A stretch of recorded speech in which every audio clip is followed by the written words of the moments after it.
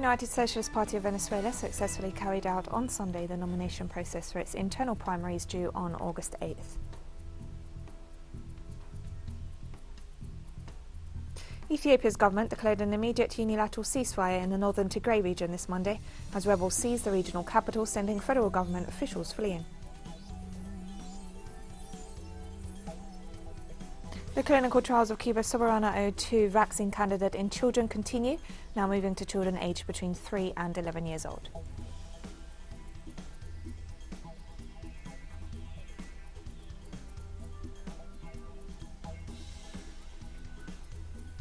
From the headquarters of teleSUR English in Havana, Cuba, this is From the South, and I'm Katrina Goss. We begin in Venezuela, where this Sunday the United Socialist Party successfully carried out the nomination process for its internal primaries due on August 8th. Diosdado Cabello, the party's first vice president, reported that with more than 30% of the information processed, 27,602 candidates have been nominated for the different positions coming from the grassroots of the ruling party.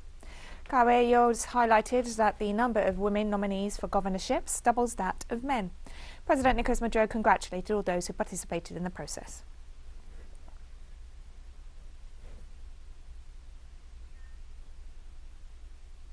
The Brazilian indigenous population has been protesting with roadblocks in response to a bill which threatens their protected land rights, which was approved by a committee of the Chamber of Deputies last Thursday. The bill would put Brazilian land, including indigenous territories, up for grabs to private bidders and businesses in disregard of the communities that have lived there for centuries, as well as the environmental implications. If made law, it would permit illegal mining, agribusiness and other extractive operations in titled indigenous territories nationwide, flying in the face of a growing global movement to limit the destruction of the Amazon and other biodiverse landscapes in the region. The protesters have been met by police violence. Meanwhile, a related judgment by the Supreme Court of Brazil is expected on Wednesday, which indigenous communities are hoping would prevent the bill from becoming law.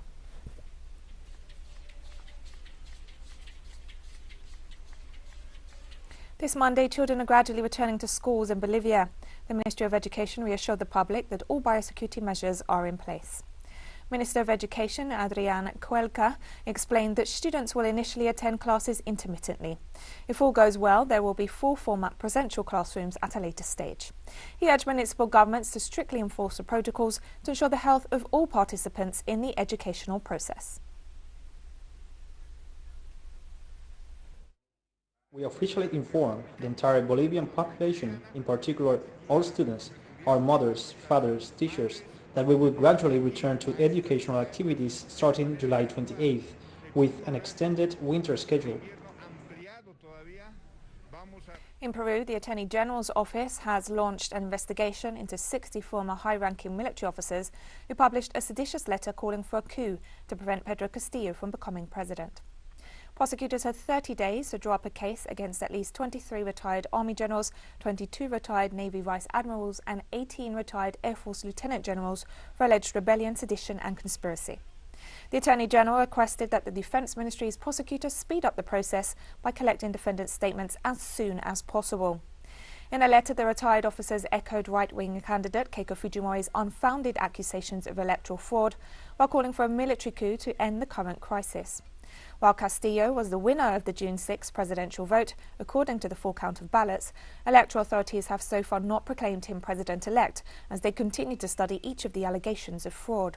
Peru's interim president, Francisco Sagasti, denounced the letter as an attack on democracy, while reiterating the neutrality of the armed forces. Argentina has extradited a former Chilean army colonel for human rights violations during the Augusto Pinochet dictatorship. Walter Klug Rivera, convicted of crimes committed during the bloody dictatorship and a fugitive in Argentina, was extradited on Monday by judicial order. Interpol personnel had captured him on June 12th in Buenos Aires. He was trained in the notorious U.S. School of the Americas, which trained much of the Chilean military responsible for many of the worst human rights atrocities during the Pinochet regime. Klug was sentenced in 2014 by the Chilean Supreme Court to 10 years and 1 day in prison for his participation in the murder of 7 workers of the national electricity company Endesa. He also received a sentence for his participation in the kidnapping and murder of 23 workers at the El Toro and El Abanico power plants, according to the Chilean Human Rights Commission.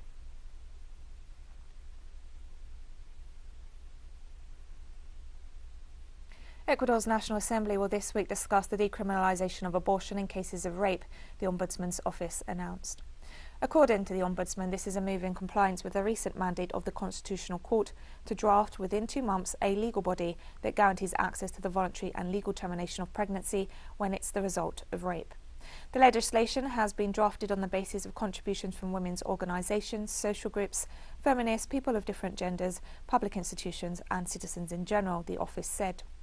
The previous legislature had already rejected a draft bill on the same matter.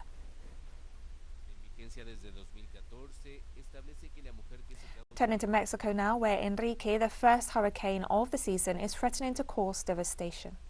According to Mexico's National Water Commission, Hurricane Enrique remains at Category 1 on the Saffir-Simpson scale and continues to move northwest at 75 kilometers en route from Cabo Corrientes in Jalisco state.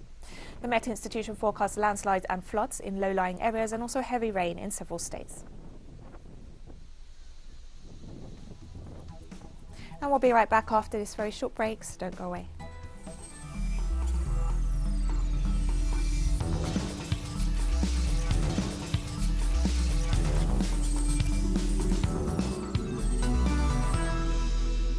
Welcome back to From the South. Ethiopia's government declared an immediate unilateral ceasefire in the northern Tigray region this Monday after nearly 8 months of deadly conflict and as rebels seized the regional capital, sending federal government officials fleeing. In a statement, the government argued that the ceasefire will enable farmers to till their land and aid groups to operate without any military movement and to engage with remnants of Tigray's former ruling party who seek peace.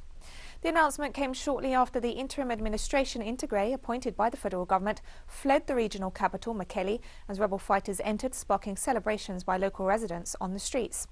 Federal government troops invaded Tigray in November, sparking some 8 months of fighting, with widespread abuses reported, while the UN says 350,000 people have been pushed to the brink of famine. As we all know, the time we are in right now is the rainy season.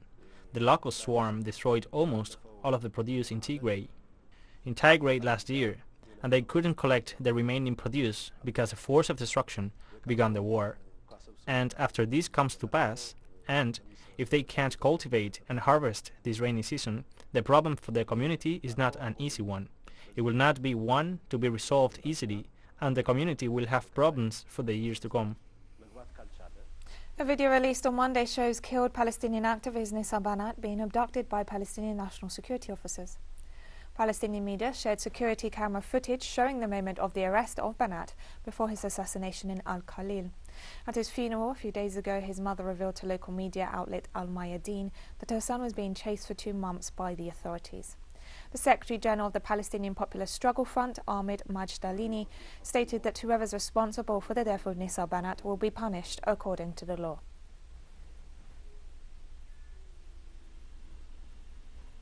Swedish Prime Minister Stefan Löfven resigned on Monday, a week after losing a no-confidence vote in Parliament. Löfven could have either called a snap election or resigned following the vote held last week. He said a snap election was not convenient for the country in the midst of a pandemic. Regular general elections are due next year.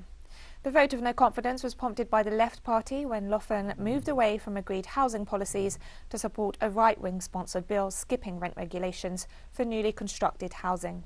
Löfven led a social democratic green minority government with external support from the Left Party. The Speaker of Parliament, Andreas Norlén, is now in charge of negotiating a new Prime Minister among conservative opposition parties.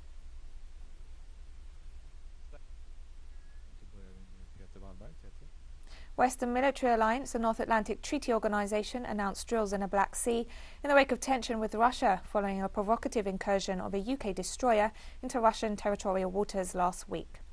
A dozen NATO ships are set to participate in the military exercise in the Black Sea, a pressure point in the Eastern European region that sets the pace on tensions between Russia and the North Atlantic Alliance bloc. Moscow has made it clear it will not tolerate any trespassing of its maritime borders, warning that a repeat of the British destroyer provocation could lead to an armed response. NATO countries do not recognise Russia's sovereignty over Crimea, which returned to the motherland after a referendum in 2014.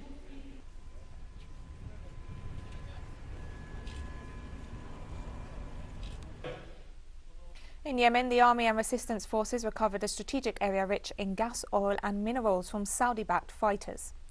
Houthi Yemeni forces launched a large-scale offensive maneuver dubbed Operation Martyr Abu Fadl Tumar on Sunday from 5 different locations against the fighters from the so-called Saudi coalition, which they dubbed mercenaries, culminating in the total liberation of the strategic Al-Jiyadad mountain range. The Yemeni forces also claim to have destroyed more than 50 enemy armoured vehicles, captured 11 Saudi mercenaries and seized a large amount of weapons.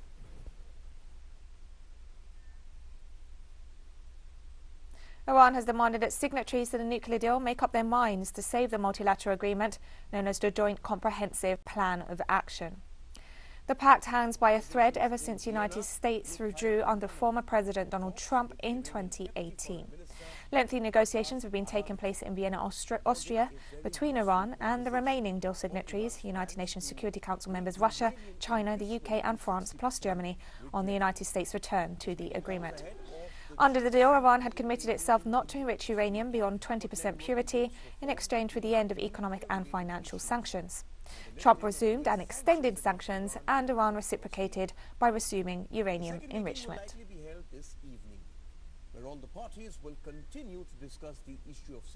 Russia and China will continue their strategic alliance. The 2001 bilateral treaty on friendship and cooperation has been extended, Presidents Vladimir Putin and Xi Jinping announced on Monday. The Russian-Chinese cooperation plays a stabilizing role globally amid the growing geopolitical turbulence, Putin said. The president added that the countries are successfully pursuing a whole range of projects in the aviation and automotive industries, as well as other sectors. Russian-Chinese trade surged by over 22% in the first 4 months of 2021, and new records can be expected by the end of the year, according to the Russian president. The Sino-Russian relations are at their highest level since the early 1950s, when the then Soviet Union provided the emerging socialist China with an enormous amount of aid to launch the People's Republic's industry. Chinese scientists at over 120 million degrees. The leaders of Iraq, Egypt and Jordan met Sunday in Baghdad to strengthen political and economic relations. Egypt's President Abdel Fattah al-Sisi and Jordan's King Abdullah II held a tripartite summit with Iraq's President Barham Saleh on Sunday, in the first visit by an Egyptian head of state to Baghdad in 3 decades. The construction of an oil pipeline from Iraq to Egypt crossing Jordanian territory was high on the agenda. This meeting fits within the United States' agenda of separating Iraq from bordering Iran towards countries with softer policies towards Israel.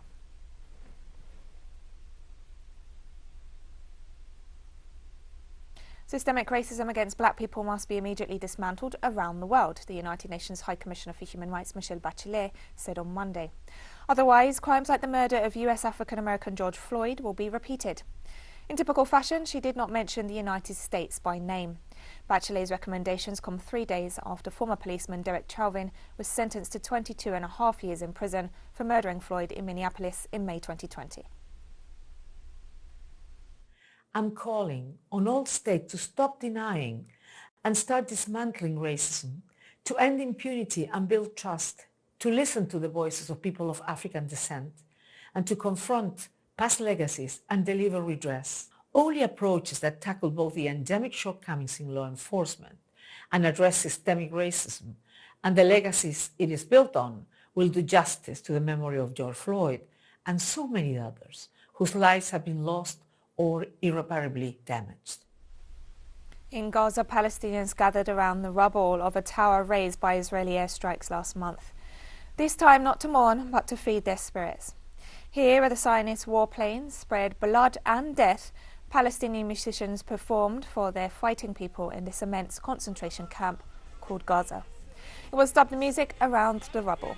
278 Palestinians were killed, 9,000 sustained injuries, and 77,000 were internally displaced, while over 30 medical facilities were destroyed by Israel last month alone. It is a kind of entertainment and kind of a morale boosting and psychological improvement, because the tower was damaged during the days of the war and the audience is happy and interacting with the songs. Today we are holding a music event among the rubble to deliver a message to the world that Gaza City, the besieged city that has been exposed to war for years, still loves life and hopes. And we have more stories coming up after this final short break, so stay with us.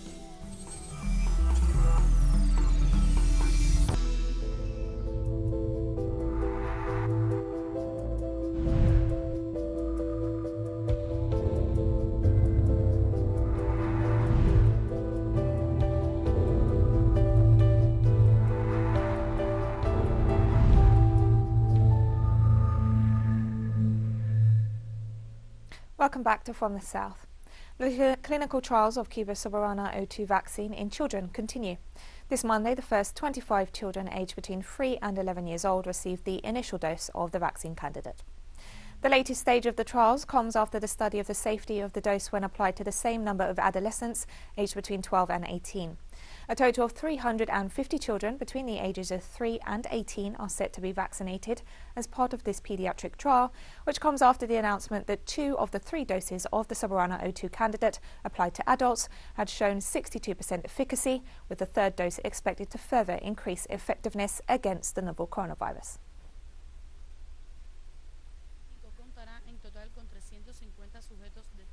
Local media in Barbados registered a new case of COVID-19 in the last 24 hours, while the national vaccination programme is progressing successfully. Health authorities reported that the country has reported a total of just over 4,000 cases and 47 deaths since the arrival of the virus. Meanwhile, Prime Minister Mia Mottley reported that the vaccination campaign is progressing with positive results.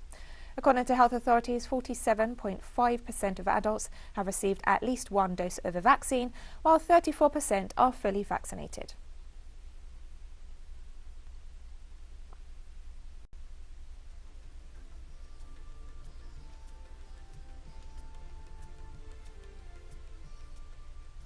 Argentine President Alberto Fernandez led a ceremony on Sunday to pay tribute to the country's COVID-19 victims. Accompanied by political authorities, civil society representatives and artists, the president expressed his gratitude to health and essential workers. He also decried the social void created by the pandemic and restrictions required to control the virus. At the end of the event, participants laid yellow roses and lit candles as a tribute for those who've died. As of Sunday, Argentina has reported over 92,000 deaths linked to COVID-19 amid almost 4.4 million cases.